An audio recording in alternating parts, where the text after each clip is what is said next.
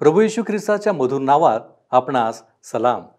उपासना कार्यक्रमामध्ये आपले हार्दिक स्वागत. जे लोकाग्रहास्तव झालेले असते त्याचे पितळ आज ना उद्या उघड होतेच. शौलाच्या बाबतीत आपण नेमके हेच होत आहे असे पाहतो. आपण पाहिले होते की शौल आता राजा म्हणून लोकांद्वारे मान्य झाला. आता शौल आणि त्याचा पुत्र योनाथान पलिष्ठ्यांशी लढले, परंतु योनाथान शत्रूचा पराभव करतो. पलिष्ठी लोक लढाईसाठी मोठे सैन्य गोळा करतात.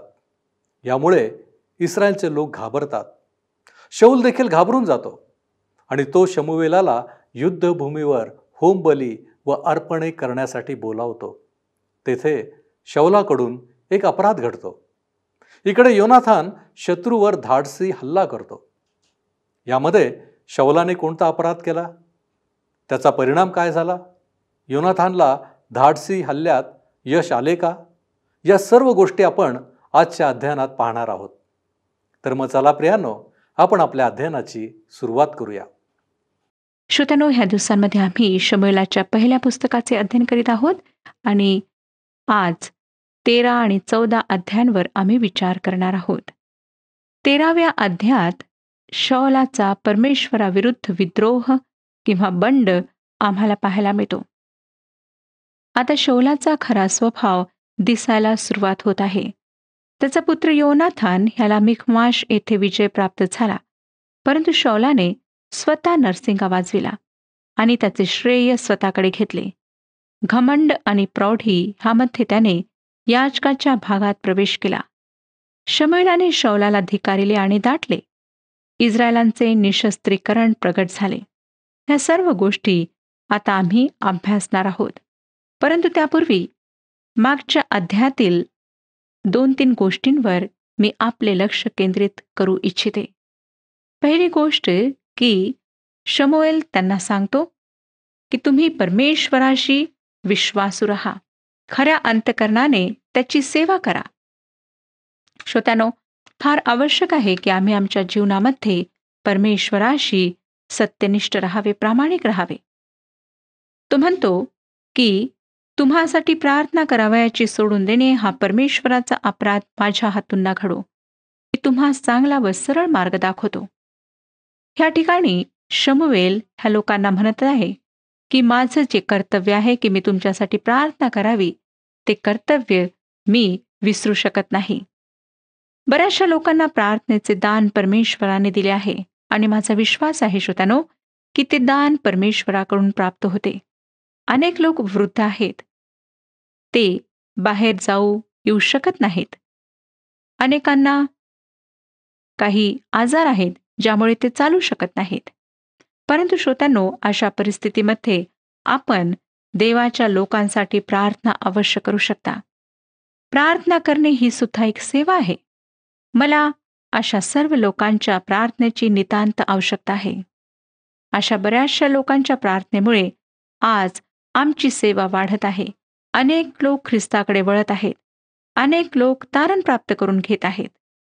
जेव्हा लोक मला भेटतात आणि म्हणतात की आम्ही तुमच्याकरिता रोज प्रार्थना करतो, तेव्हा खरोखर मला अतिशय आनंद होतो, मोठे समाधान वाटते आणि मी अशा लोकांकरिता परमेश्वराचे अत्यंत आभार मानते.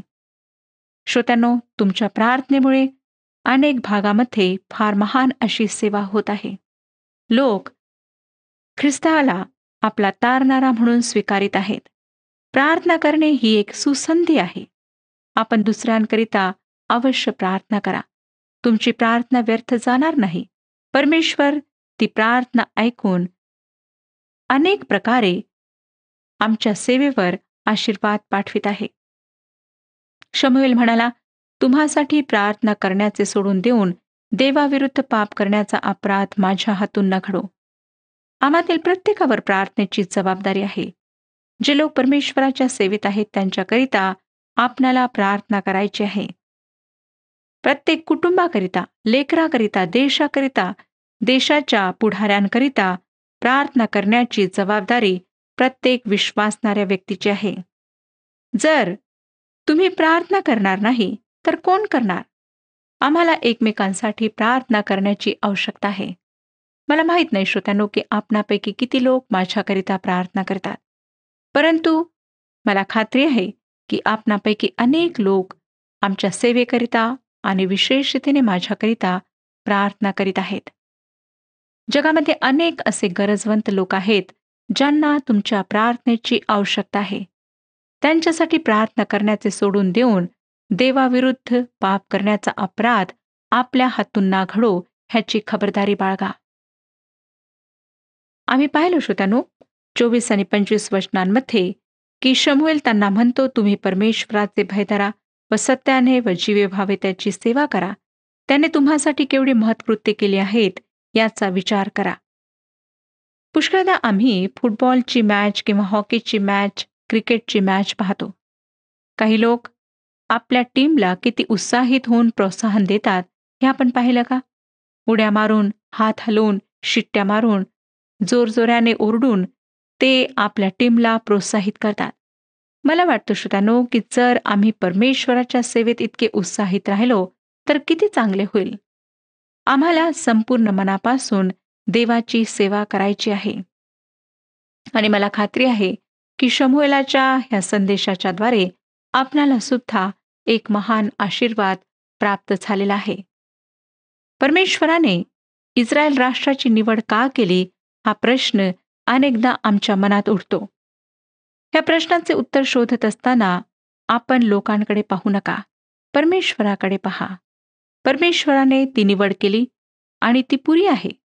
कदाचित परमेश्वर आपणास जेव्हा निवडेल तेव्हा आपले मित्र आश्चर्य करतील की परमेश्वराने तुमच्यासारख्या व्यक्तीला का निवडले. महत्वाची गोष्ट म्हणजे श्रोत्यांनो, परमेश्वर आम्हाला निवडतो आणि ते आमच्याकरिता पुरे आहे. त्याबद्दल आपण परमेश्वराचे आभार मानायला हवेत. तो मला टाळू शकला असता, परंतु मी आनंदित आहे, त्याचे आभार मानते की त्याने मला टाळले नाही. त्याने मला निवडले, त्याने मला सोडले नाही, परंतु तो माझा उपयोग करून घेत आहे आणि आपणातील अनेकांच्या जीवनाची ही साक्ष आज असू शकेल. आता आपण आजच्या अध्ययनाकडे वळत आहोत. ह्या अध्यायात मला पुन्हा 9व्या अध्यायात शाऊल राजाविषयी सांगितलेल्या गोष्टी सांगाव्या लागतील. शाऊलाचे बाहेरचे रूप आणि आकर्षकपणा राजासारखा होता. तो देखणा होता, परंतु त्याच्या अंतर्रूपात तो मुळीच राजा नव्हता. जगात तो काहीच नव्हता, परंतु फक्त कचाकड्याच्या बाहुलीप्रमाणे एक राजा होता. 13वा अध्याय पहिली 4 वचने सांगतात, शाऊल 30 वर्षांचा असता राज्य करू लागला. त्याने 2 वर्षे इस्रायलावर राज्य केल्यावर इस्रायलातले 3000 पुरुष निवडिले. त्यापैकी 2000 शाऊलाबरोबर मिकमाश येथे व बेथेलच्या डोंगरावर राहिले आणि 1000 योनाथानाबरोबर बन्यामिनाच्या गिब्यात राहिले. वरकड सर्व लोकांस त्याने आपापल्या डेऱ्यांकडे रवाना केले. गिबा येथे पलिष्ठांचे ठाणे होते. त्यावर योनाथानाने मारा केला. हे वर्तमान पलिष्ठांच्या कानी गेले. मग शाऊलाने देशभर रणशिंग वाजवून लोकांस सांगितले की इब्री लोक हो, कान द्या. शाऊलाने पलिष्ठांच्या ठाण्यावर मारा केला आणि पलिष्ठी लोकांना इस्रायलाचा वीट आला. हे सर्व इस्रायलाच्या कानी गेले. हे ऐकून लोक शाऊलाजवळ गिलगालात जमा झाले. श्रोत्यानो, शाऊलाचे खरे व्यक्तित्व, चरित्र समोर यायला लागले आहे. जेव्हा आपण त्याला अगदी जवळून पाहू तेव्हा आम्ही पाहणार आहोत की तो एक पोकळ प्रवृत्तीचा आहे. आम्ही या वचनात वाचले की योनाथानाने पलिष्ठांच्या ठाण्यावर हल्ला करून ते ठाणे नष्ट केले. विजयाचे श्रेय कोणाला मिळाले? शाऊलाला. योनाथान एक लायक लष्करी पुढारी म्हणून समोर येतो. नंतर आम्हाला आढळेल की त्याला एक मोठा विजय प्राप्त होतो आणि त्यात तो फार चित्तवेधक असे लष्करी डावपेच उपयोगात आणतो. परंतु ह्या विशिष्ट युद्धाच्या वेळी युद्ध योनाथानाने केले आणि नरशिंगा शाऊलाने वाजविला. विजयाचे श्रेय त्याने स्वतःकडे घेतले. शाऊलाने स्वतःचे रणशिंग वाजवले.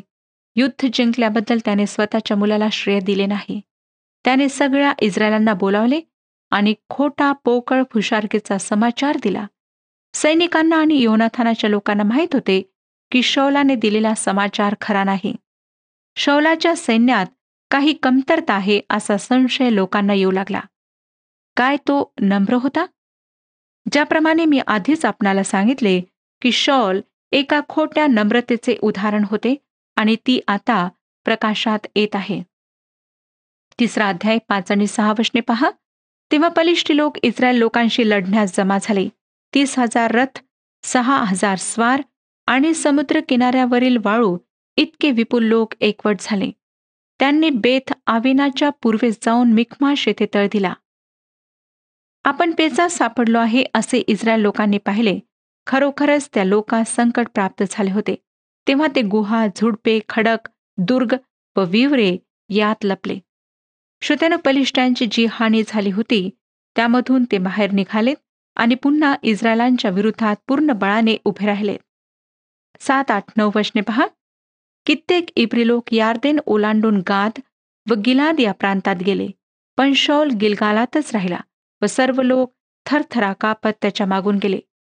शमूएलाने मुदत ठरविली होती ती प्रमाणे 7 दिवस तो वाट पाहत राहिला, पण शमूएल गिलगालास आला नाही म्हणून लोक त्याचकडून निघून पांगू लागले. तेव्हा होमबली व शांतरपणे माझकडे आणा असे सांगून शौलाने स्वतःच होम केला. ह्या ठिकाणी श्रोत्यांनो, शौलाबद्दल अजून एक गोष्ट प्रगट होते. त्याला असं वाटत होतं की तो राजा आहे, राजाच्या पदावर आहे म्हणून तो होमार्पण करू शकतो. नंतर आम्ही पाहू की उजिया राजाने सुद्धा हेच समजून की तो राजा आहे म्हणून याजकाचे काम करण्याचा प्रयत्न केला. परमेश्वराने फार भयंकर प्रकारे त्याचा न्याय केला. तो कोडी झाला. फक्त लेवी वंशातील लोकांनाच होमार्पण करण्याचा अधिकार होता. ह्या ठिकाणी त्याने परमेश्वराची आज्ञा मानली नाही. 10 आणि 11 वचने सांगतात, त्याने होमाची समाप्ती केली तोच शमूएल आला. तेव्हा शौल त्याला भेटून नमस्कार करावयास बाहेर गेला. शमूएलाने त्याला विचारले, तू हे काय केले? शौलाने म्हटले, जेव्हा मी पाहिले की लोक मजकडून पांगत आहेत, ठरलेल्या मुदतीच्या आत आपण आला नाही आणि पलिष्ठी लोक मिकमाश येथे एकत्र जमून आले.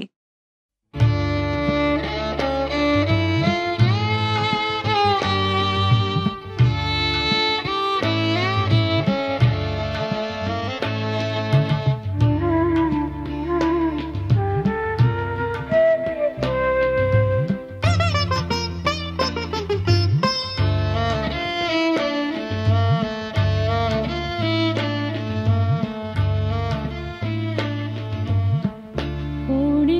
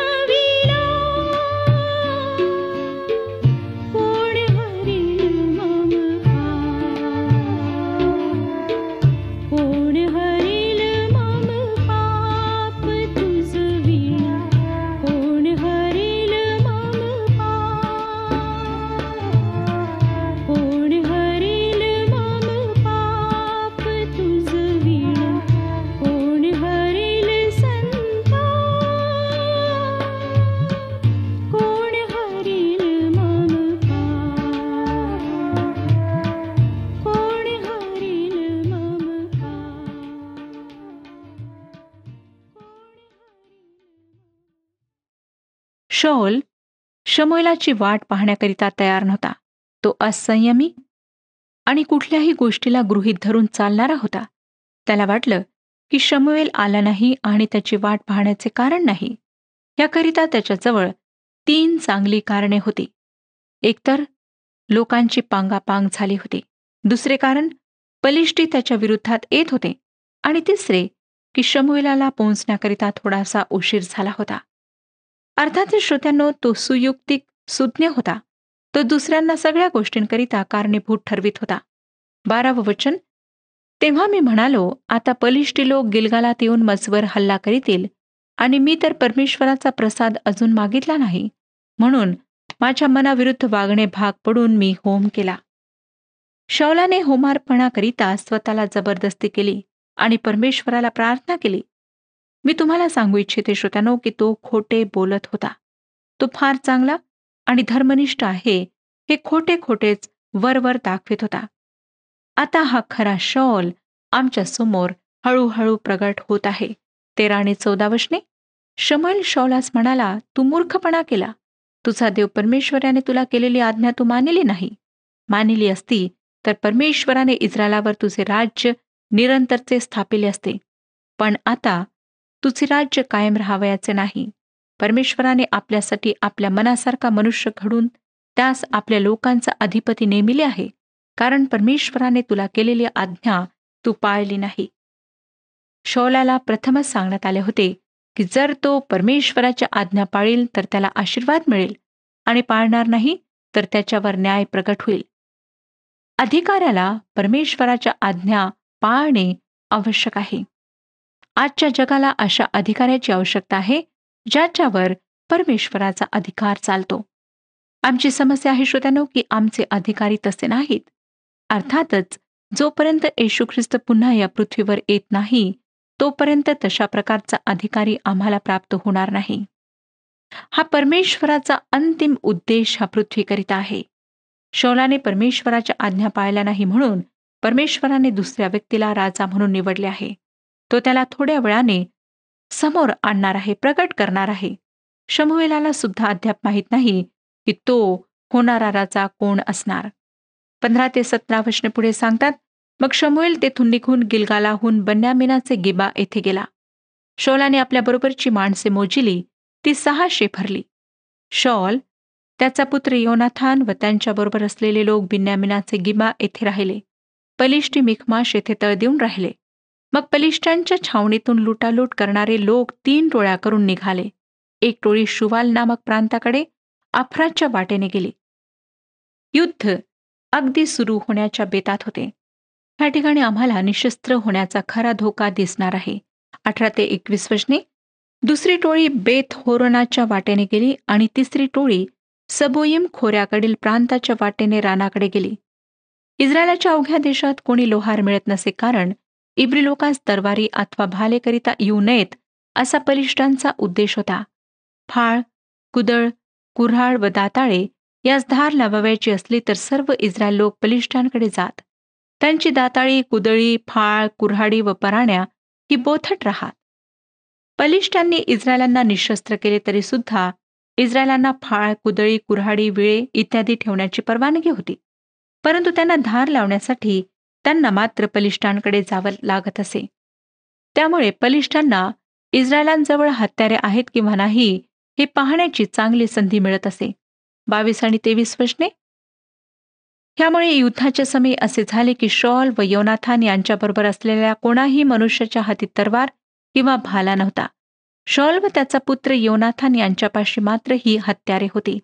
नंतर बलिष्ठी आपले ठाणे उठवून मिखमाशाच्या घाटात गेले. श्रोत्यांनो, फक्त शाऊल आणि योनाथान यांच्याजवळ तरवारी होत्या आणि मला वाटतं सैन्यातील इतर लोक कुऱ्हाडी, फावडे, कुदळी, विळे आणि ह्या प्रकारची हत्यारे ठेवून होती. ह्या प्रकारे शाऊलाचे सैन्य युद्धाकरिता सुसज्ज होते. आता आपण 14व्या अध्यायाकडे वळत आहोत. बलिष्ठांवर योनाथानाचा विजय, ज्याकरिता श्रेय शाऊलाने घेतले, ह्याविषयी आम्हाला पाहायला मिळते. पुन्हा एकदा योनाथानाला मोठा विजय प्राप्त होतो, परंतु त्याचे श्रेय शाऊल स्वतःकडे घेतो. त्याची ईर्ष्या तो प्रगट करतो. खरी परिस्थिती पाहता आम्हाला आढळून येईल की तो स्वतःच्या पुत्राचा नाश करण्याकरिता सुद्धा मागेपुढे पाहणार नव्हता. 14व्या अध्यायात जे लष्करी डावपेच योनाथानाने बलिष्ठांशी युद्ध करण्याकरिता वापरले त्याबद्दल आम्हाला हवाला मिळतो. मी आपणाला ह्या ठिकाणी विस्तृत हवाला देऊ शकत नाही की कशा प्रकारे त्याने लष्करी डावपेच उपयोगात आणले, कारण श्रोत्यानो, मी स्वतः त्या प्रांताशी परिचित नाही.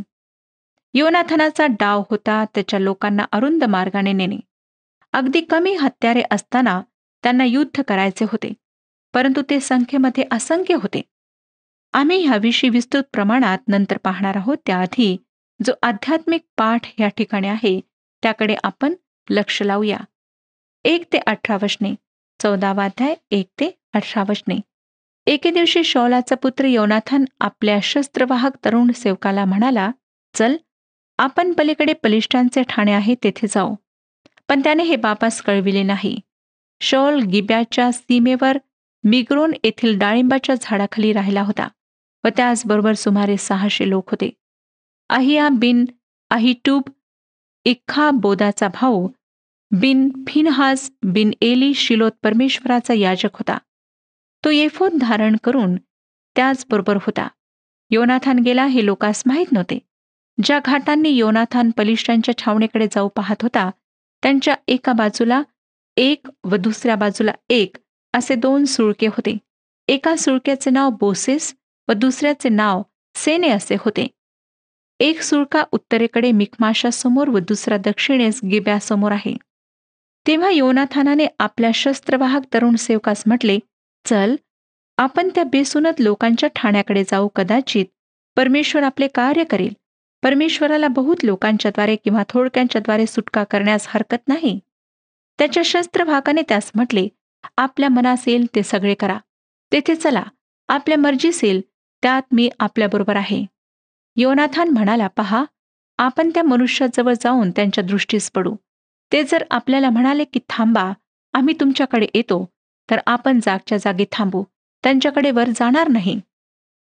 पण जर ते म्हणाले आमच्याकडे वर या, तर आपण वर जाऊ. परमेश्वराने त्यास आपल्या हाती दिले आहे याची हीच खूण आपण समजू. मग ते दोघे बलिष्ठांच्या ठाण्यातील माणसांच्या दृष्टीसमोर गेले. तेव्हा बलिष्ठी म्हणाले, पहा, इब्री लोक बिळात लपून राहिले होते ते आता बाहेर पडत आहेत. त्या ठाण्यातले लोक योनाथानास व त्याच्या शस्त्रवाहकास म्हणाले, तुम्ही आम्हाकडे या, म्हणजे आम्ही तुम्हास काही दाखवू. योनाथान आपल्या शस्त्रवाहकास म्हणाला, माझ्या मागून वर ये, कारण परमेश्वराने त्यास इस्रायलाच्या हाती दिले आहे. योनाथान व त्याच्या मागून त्याचा शस्त्रवाहक हे मेटाकुटीने वर चढले. योनाथानापुढे बलिष्ठी लोक चीत झाले व त्याच्या शस्त्रवाहकाने त्याच्या मागून जाऊन त्यांचा संहार केला. योनाथान व त्याचा शस्त्रवाहक यांनी जी पहिली कत्तल केली तीत 1 बिघाभर जमिनीवर सुमारे 20 माणसे पडली. मग छावणीतील व मैदानातील इतर सर्व लोकांचा थरकाप झाला. ठाण्यातील लष्कर व लूट करणारे लोक हेही थरथरा कापू लागले. भूमी ही कंपायमान झाली. या प्रकारे प्रचंड कंप झाला. इकडे बिन्यामिनाच्या गिबातल्या शौलाच्या पहारेकऱ्यांनी पाहिले तो समुदाय विस्कळून जात होता. लोक जिकडे तिकडे पांगत होते. तेव्हा शौलाने आपल्याबरोबरच्या लोकांस म्हटले, आपल्या लोकांची मोजणी करून त्यांच्यामधून कोण गेले ते पहा. त्यांनी मोजणी केली, तो योनाथान व त्याचा शस्त्रवाहक हे नव्हते. तेव्हा शौल अहियास म्हणाला, देवाचा कोश इकडे आण. देवाचा कोश त्या समयी इस्रायल लोकांबरोबरच होता. श्रोत्यानो, शौलाने कराराचा कोश युद्धभूमीवर न्यायला नको होता.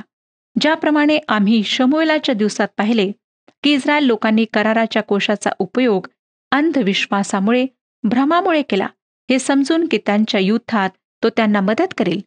हेच कारण शौलाजवळ सुद्धा होते. शौलाने ह्या ठिकाणी एक फार मोठी चूक केली. 23वे वचन पुढे आम्हाला सांगतं, या प्रकारे परमेश्वराने त्या दिवशी इस्रायल लोकांचा बचाव केला आणि ते लढत लढत पलीकडे बेत आविनापर्यंत गेले. श्रोत्यानो, जरी शौलाने कोश बाहेर आणला तरी योनाथानाच्या लष्करी डावपेचामुळे त्यांनी ते युद्ध जिंकले. मानवी दृष्टीने त्यांचा विजय प्राप्त त्यांना झाला होता. ह्या तरुण पुरुषाबरोबर परमेश्वर होता. ही फार दुःखाची गोष्ट की तो अधिक दिवस जिवंत राहिला नाही. परमेश्वराने इस्रायलांचा त्या दिवशी बचाव केला. श्रोत्यांनो, हाच परमेश्वर जेव्हा आम्ही त्याच्याशी सत्यनिष्ठ राहतो, आमचे रक्षण करण्याकरिता, आमचा बचाव करण्याकरिता आमच्या सोबत असतो. परमेश्वर आपणा सर्वांस आशीर्वाद देवो. हा कार्यक्रम आपणास आवडला काय? आता आम्हाला एक मिस कॉल करा आणि आपण पुढील विजेता होऊ शकता.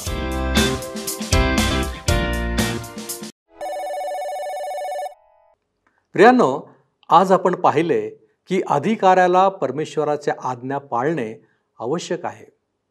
परमेश्वराशी जेव्हा आम्ही सत्यनिष्ठ असतो त्यावेळी तो आमच्या सोबत राहून आमचे रक्षण करतो. काय आम्ही देवाच्या आज्ञा पाळणारे आहोत? काय आमच्यामध्ये ती सत्यनिष्ठता आहे? आपण आत्मपरीक्षण करू. आपण प्रार्थना करू. प्रभूजी, आम्ही तुझ्या चरणापाशी आलेलो आहोत. तुझ्या वचनांच्या द्वारे प्रभूजी तू आमचे अंतचक्षु उघडणारा देव आहेस. आज आम्ही तुझ्या चरणापाशी आलेलो आहोत यासाठी की प्रभूजी तुझं खरं स्वरूप आम्हाला कळावं. अनेक वेळा जगत असताना प्रभूजी तुझं स्वरूप आम्हाला कळत नाही आणि म्हणूनच प्रभू परमेश्वर देवपा तुझ्याबद्दलचं भय आमच्या जीवनामध्ये नसतं. प्रभूजी तो आवश्यक असलेला आदर देणं हे देखील आमच्याकडून घडत नाही आणि म्हणूनच प्रभूजी आज आमची प्रार्थना आहे, आज आमची विनंती आहे, प्रभूजी तू आमचा ताबा घ्यावा, आमच्या जीवनाच्या द्वारे तुझं गौरव व्हावं आणि होय परमेश्वर देवपा तुझ्या सर्व इच्छा आमच्या जीवनामध्ये परिपूर्ण व्हाव्यात. आम्ही तुझ्या आवडती लेकरं बनावीत. होय परमेश्वरा, आणि यासाठी आम्ही स्वतःला तुझ्या पवित्र हातामध्ये सोपित आहोत. तो आमचा स्वीकार कर. येशू ख्रिस्त आमचा प्रभू याच्याद्वारे मागतो म्हणून तो ऐक. आमेन. तुम्हाला पूर्णता लाभो, समाधान मिळो आणि येशू ख्रिस्ताची कृपा तुम्हा सर्वांबरोबर असो.